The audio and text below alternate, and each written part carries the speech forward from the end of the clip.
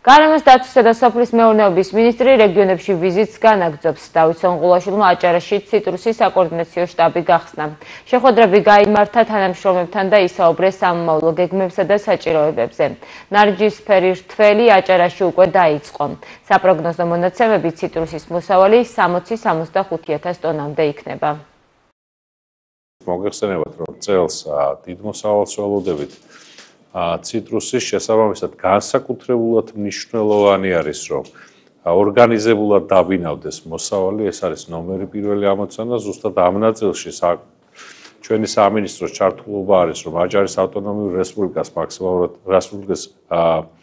გარემოს და სოფლის მეურნეობის სამინისტროს და შტაბს შესაბამისად გაუზიაროთ მაქსიმალურად ის გამოცდილება, რაც თველის დაბინავებასთან დაკავშირებით გვაქვს და შესაბამისად მაქსიმალურად იყოს ორგანიზებულად დაბინავებული ციტრუსი, ეს არის ნომერი პირველი ამოცანა. მოგეხსენებათ, რომ წლევანდელი წელი გამორჩეული არის სოფლის მეურნეობის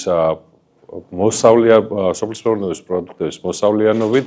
მოგეხსენებათ, რომ საკოორდინაციო შტაბმა უკვე თითქმის დაასრულა ყურძნის რთველი, რაც გამორჩეულად რეკორდული მოსავალი იყო, ფაქტობრივად 30 წლის განმავლობაში ასეთი მოსავალი ყურძნთან მიმართებით არ ქონია, რაც იგივენაირად მინდა აღვნიშნო ვაშლთან მიმართებით, ფაქტობრივად დასრულებული არის ვაშლის კრეფის პროცესიც.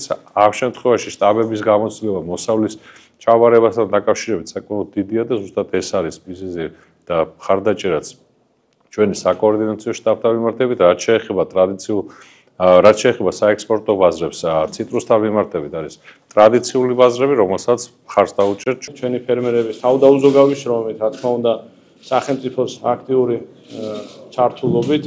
წელს ველოდებით მოლოდინი გვაქვს 60,000 ტონაზე მეტი ციტრუსის მოსავლის, რაც გასულ წელთან შედარებით 30%-ით მეტია.